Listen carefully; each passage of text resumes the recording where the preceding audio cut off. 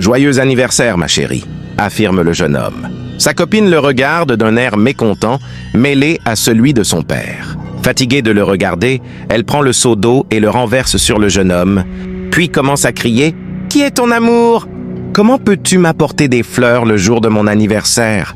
Comment peux-tu exprimer ta pauvreté à ce point ?» Son père, qui suivait la scène, soutient l'acte de sa fille contre le jeune homme.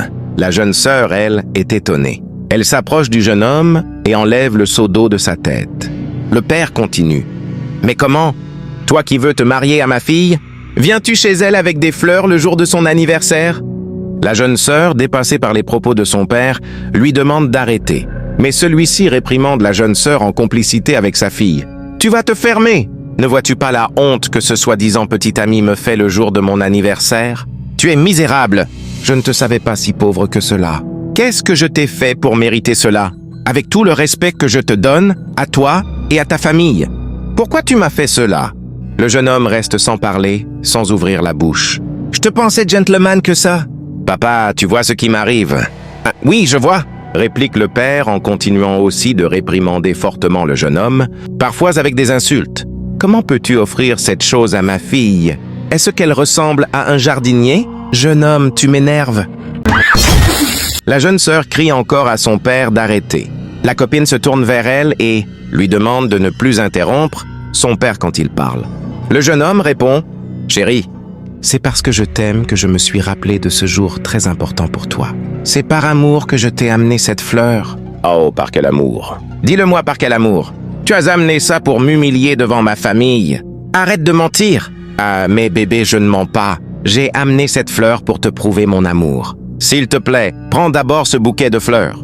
Mais la copine le réprimande fortement de ne plus formuler cette demande et dit qu'elle est déjà fatiguée de ses propos. Elle commence par brutaliser la fleur dans la main du jeune homme. Sa sœur lui demande d'arrêter, mais elle et son père recadrent la sœur. « Toi, tu vas te taire.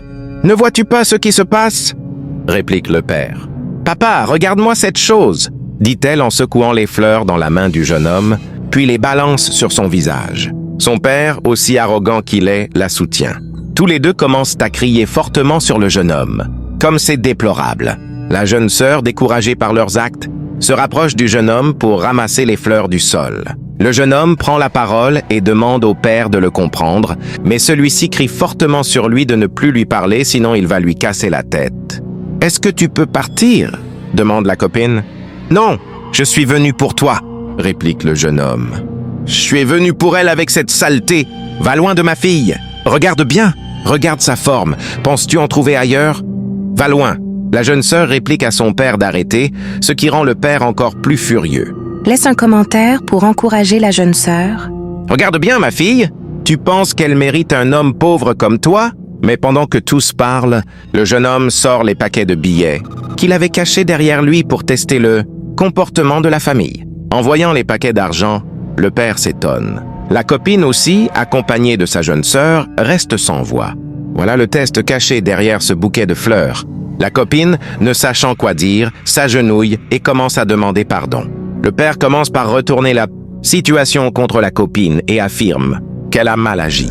La jeune sœur reste silencieuse et regarde son père. La copine, les larmes au visage, supplie fortement le jeune homme de la pardonner. La jeune sœur, le bouquet de fleurs à la main, regarde son père. « Mon fils, excuse ma fille pour son comportement déplacé.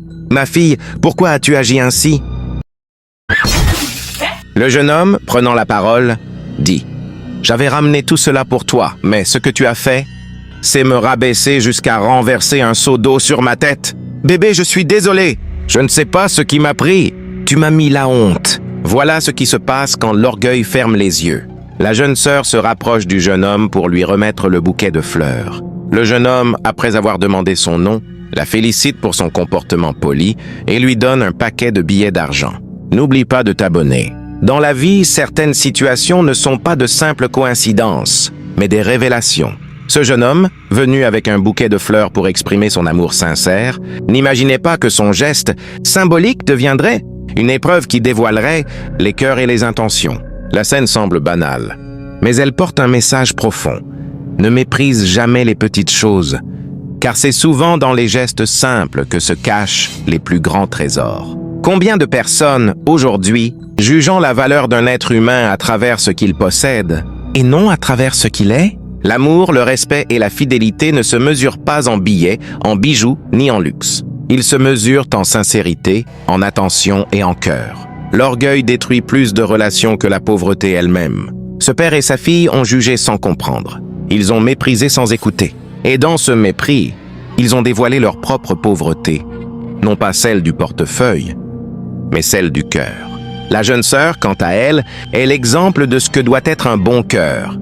Compatissante, respectueuse et juste. Dans un monde où la moquerie et la cruauté deviennent normales, elle a osé faire preuve de douceur. Elle n'a pas regardé la situation avec les yeux de la foule, mais avec les yeux de la sagesse. C'est elle que Dieu bénira, car elle a honoré la dignité d'un homme humilié. Conseil: apprends à voir au-delà des choses matérielles. La vraie richesse n'est pas ce qu'on montre, mais ce qu'on porte à l'intérieur. L'humilité élève, la gratitude attire la faveur, et la compassion ouvre les portes du ciel. Sois reconnaissant pour chaque geste, même le plus petit, car c'est peut-être par ce geste que Dieu veut te bénir. Avertissement: celui qui juge selon les apparences s'éloigne de la vérité. Celui qui méprise les autres récoltera la honte tôt ou tard. Car le temps finit toujours par dévoiler les cœurs et rétablir la justice. À travers cette histoire, rappelle-toi qu'un amour sincère ne s'achète pas.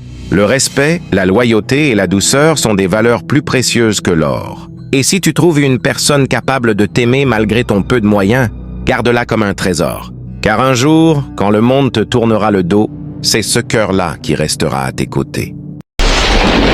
Jésus-Christ.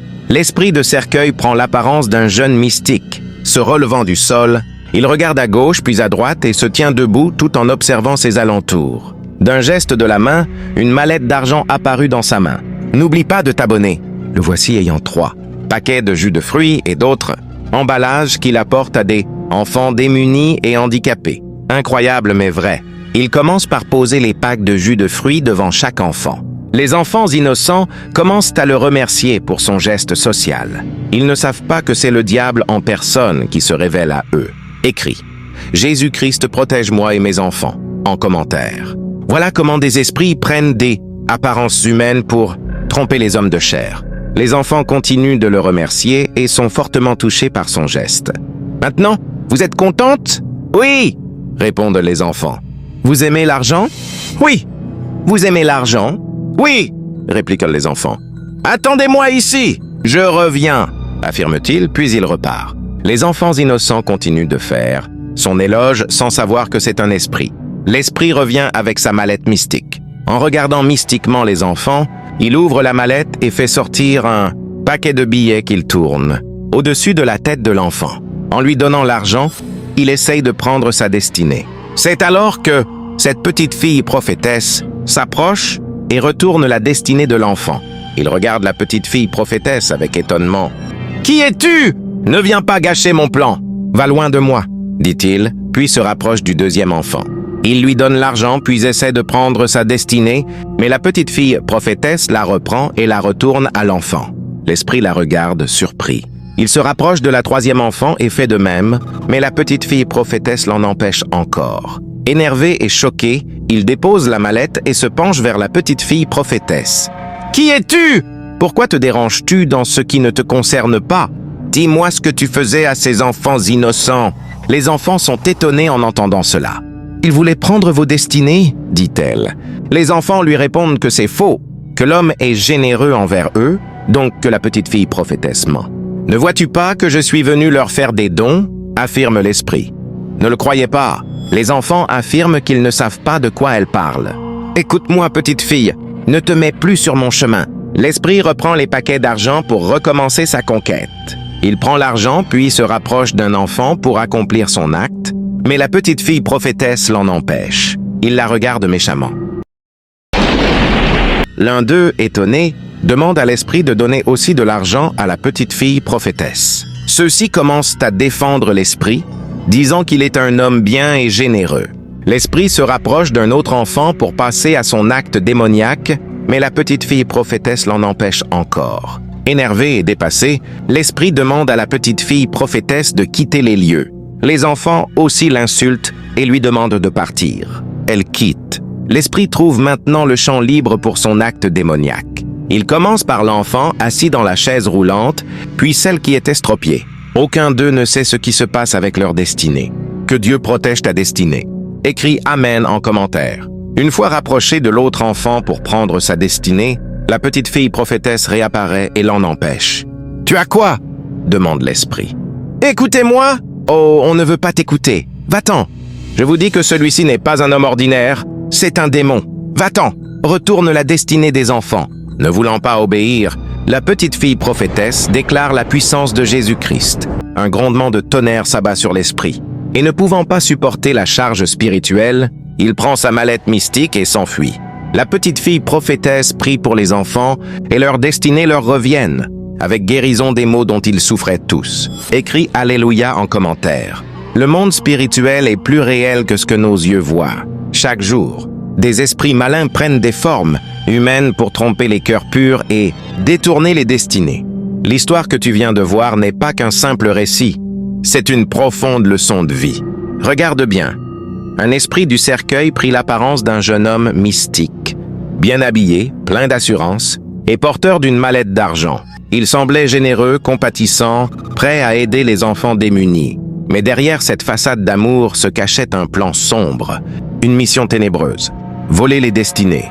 Échanger la lumière des innocents contre l'obscurité du monde spirituel. Combien de fois dans nos vies avons-nous été séduits par ce qui brille? Par un sourire, par une promesse, par une aide apparemment sincère?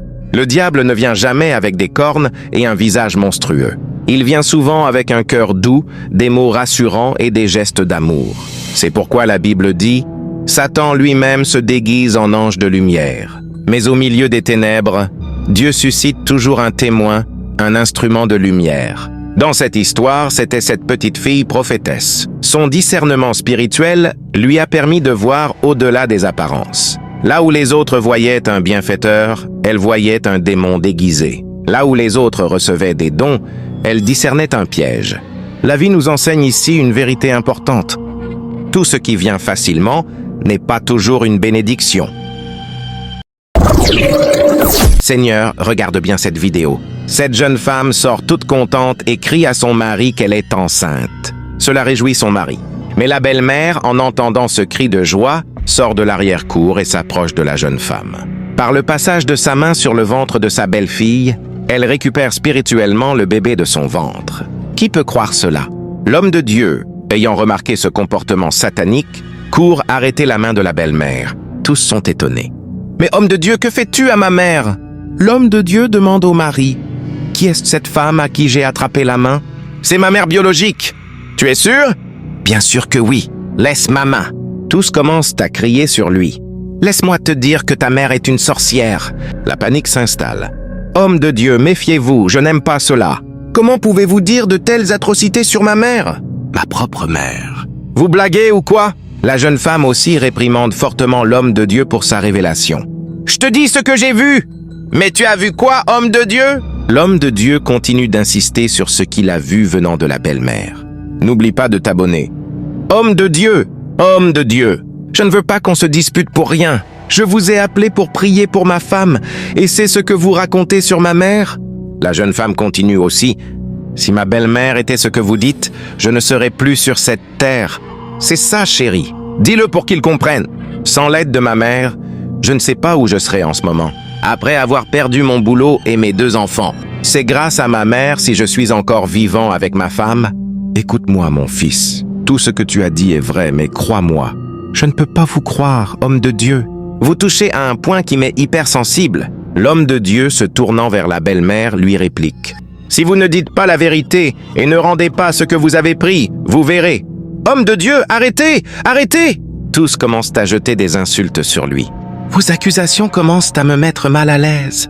Vous avez quoi? Demande le fils. Je ne comprends même pas. Mon fils, je te le répète, ta mère est une sorcière. Ce n'est pas un débat. Écoutez-moi, homme de Dieu. Je ne sais pas ce que vous avez contre moi, mais sachez que je suis une femme croyante et fervente de Dieu. Gay demande à l'homme de Dieu de quitter sa maison. Je vous respecte beaucoup, mais quittez ma maison. Je n'en peux plus avec vos accusations. Sortez de ma maison! L'homme de Dieu, ne pouvant pas laisser le diable remporter la victoire, reçoit une prophétie. Écoute-moi. N'est-ce pas la 5e grossesse que vous avez perdue? Le couple affirme que oui. Tu as perdu ton boulot avec le décès de tes enfants. Cela fait 3 ans. Le couple continue d'affirmer oui. Mais quel rapport avec ma mère? Soyez clair. Oui, homme de Dieu, soyez clair, on ne comprend pas. Je dis que cette femme est une sorcière. Est-ce que vous entendez ce que vous dites? Vous vous écoutez parler? J'ai tout perdu dans ma vie, c'est ma mère qui est restée près de moi. Les amis sont partis, la famille m'a laissé dans ma galère, mais elle est restée là. L'homme de Dieu se tourne vers la belle-mère. Femme, écoute-moi, retourne à cette jeune femme ce que tu as pris. Sinon... Le mari choqué enlève son chapeau. Maman, partez! Toi, n'oublie pas de t'abonner.